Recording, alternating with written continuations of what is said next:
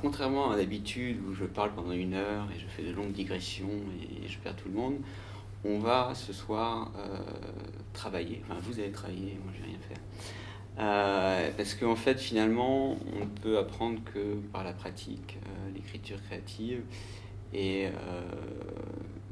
même si je suis conseiller littéraire, que j'accompagne beaucoup d'écrivains, je me rends compte finalement que c'est en se trompant qu'on arrive à apprendre le plus, et c'est en faisant des erreurs, en pataugeant un peu dans ce qu'on veut écrire, dans son imagination, qu'on arrive finalement progressivement à s'orienter, à savoir ce qu'on veut faire avec la littérature, et que toutes les théories du monde, toutes les licences ou masters de littérature et d'écriture finalement ne suffisent pas à nous enseigner comment écrire. Et c'est vraiment une sorte d'approche très, très artisanale en fait d'écriture que je vous propose ce soir.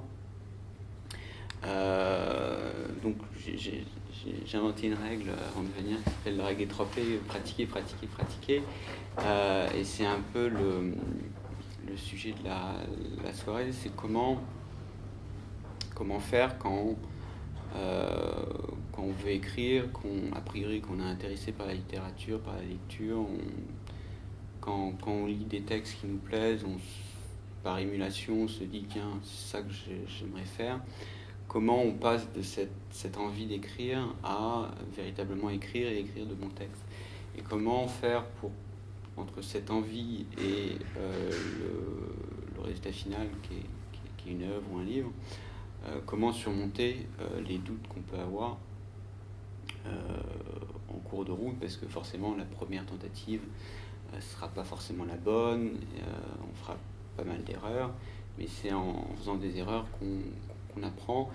Et parce que j'aurais beau vous dire faites pas ci ou faites cela, tant que vous n'aurez pas par la pratique et l'expérience ressenti pourquoi véritablement il ne faut pas faire ceci et faire cela à la place, ça restera très théorique, très intellectuel.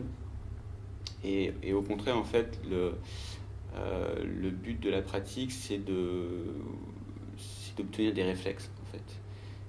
Parce que si à chaque mot que vous posez sur la page, vous vous dites ah oui, alors là, j'en arrive à ce moment-là de l'arc narratif de mon personnage, donc d'après la théorie, je dois lui faire ceci ou lui faire cela.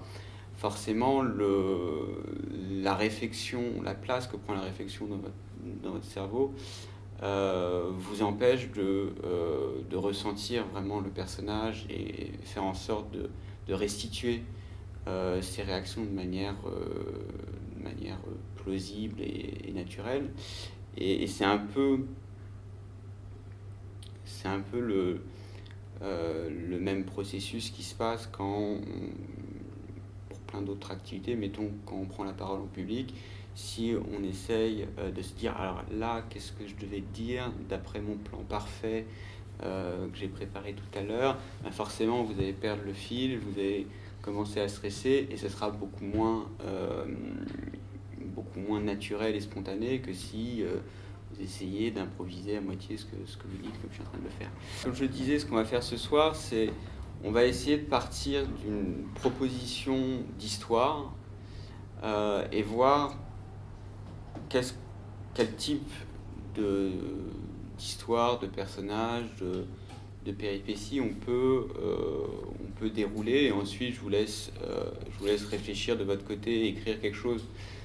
Ça va durer, donc l'atelier en gros dure 1 heure et demie. On va essayer de se garder 1 heure pour l'écriture à part entière et ensuite le reste pour en parler. Donc c'est un temps très court et c'est normal, c'est pour vous forcer à ne pas vouloir faire quelque chose de parfait d'emblée du premier essai. Et ensuite on en parlera pour voir qu'est-ce qui peut être amélioré, quelle peut être la suite de l'histoire. Peut-être qu'en 1 heure vous n'aurez pas le temps nécessaire pour raconter une histoire du début à la fin.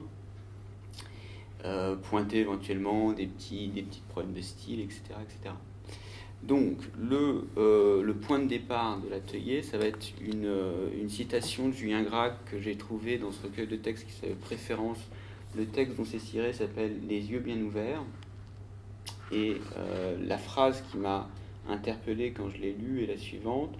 Le simple fait de se regarder dans un miroir où quelqu'un s'est regardé si habituellement ne me paraît pas tout à fait sans conséquence.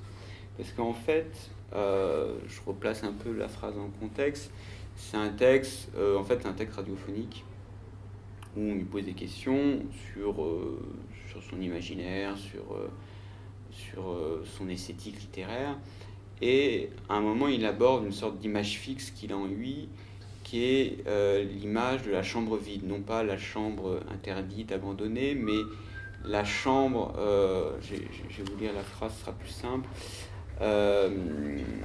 c'est plutôt la pièce habitée familièrement par quelqu'un où on entre pendant qu'il s'est absenté. Opération toujours fortement marquée pour moi d'un caractère d'interdiction, même s'il s'agit de l'intrusion la plus innocente. J'ai toujours l'impression dans ce cas-là que l'être absent surgit du rassemblement des objets familiers autour de lui, de l'air confiné qu'il a respiré, de cette espèce de suspens des choses qui se mettent à rêver de lui tout haut, avec une force de conviction plus immédiate encore que sa présence.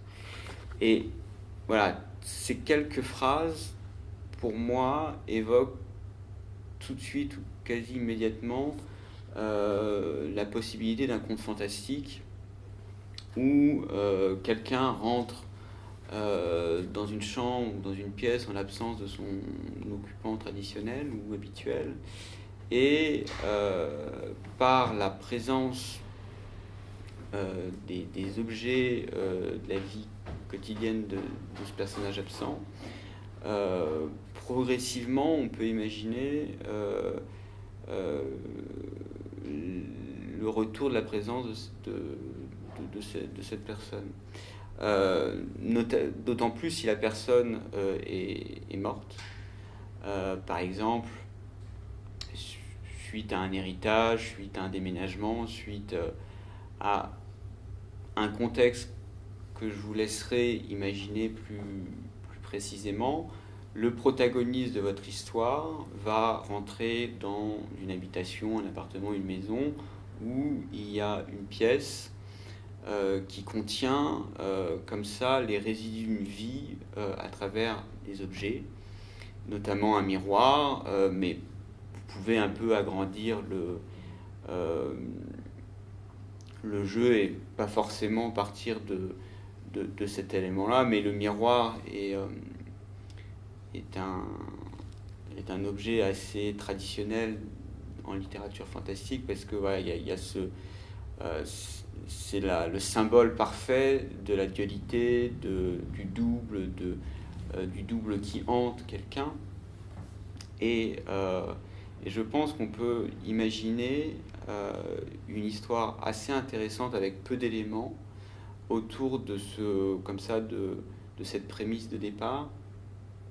Voilà, qu'est-ce qui se passe? J'hérite d'un oncle en Amérique, d'une bâtisse lointaine dans une contrée que je ne connais pas. Je fais un voyage jusque là-bas pour régler, je sais pas, les droits de succession, le truc avec le notaire, quoi que ce soit. Et du coup, je loge dans cette maison, et justement dans une chambre qui appartenue, où vivait ou dormait cette personne dont j'hérite et que je ne connaissais pas. Et donc c'est encore meublé, il y a toutes les possessions du ou de la défunte. Et progressivement, un peu comme dans le Horla de Maupassant, il y a des choses un peu étranges qui se passent. Le protagoniste sent une présence sans pouvoir expliquer concrètement et rationnellement pourquoi il a l'impression d'être épié, ou pourquoi quand il se tourne du côté du miroir, il a l'impression qu'il y a une sorte d'ombre qui s'échappe très rapidement pour ne pas être vu de lui. Enfin, voilà, tout ce genre de choses qui sont vraiment caractéristiques du conte fantastique ou de la nouvelle fantastique. Et voilà, j'ai tout de suite pensé à ça en lisant cette phrase, et c'est un peu, c'est aussi pour montrer comment fonctionne l'imagination d'un écrivain, c'est essayer d'apprendre à repérer ce genre de prémices en fait dans la vie, dans la littérature, dans le cinéma, parce qu'il y a toujours plein comme ça d'indices que vous pouvez apprendre à observer, à repérer dans la vie ou ailleurs, pour vous mettre comme ça sur la piste d'une histoire ou de plein d'histoires. Parce que ça peut être le point de départ d'un nombre incalculable d'histoires, en changeant le contexte, en changeant les circonstances qui font que le protagoniste, le narrateur ou le héros de votre histoire rentre dans cette chambre vide où il y a comme ça un objet qui en quelque sorte le hante ou ramène à la vie le précédent occupant de la pièce. Donc voilà, il est 17h15 passé. Donc je vais vous laisser peut-être 50 minutes, qu'on ait quand même le temps d'en parler après, pour réfléchir, prendre quelques notes et très rapidement vous lancer à l'aveuglette dans un début d'histoire à partir de ces quelques indications. Voilà, le but, c'est d'imaginer une histoire qui corresponde à ce modèle que je vous ai donné et que j'ai imaginé à partir de cette phrase de Julien Gracq. Si c'est brouillon, si c'est pas très bien écrit, c'est pas grave. Le but de cet atelier, c'est de vous lancer en fait dans l'écriture d'une histoire, et qu'ensuite on en parle et qu'on voit ce qui marche, ce qui marche pas, ce qui peut être amélioré, et quelles sont les pistes d'amélioration qu'on peut envisager pour la suite. Voilà, très rapidement ce qu'on va faire.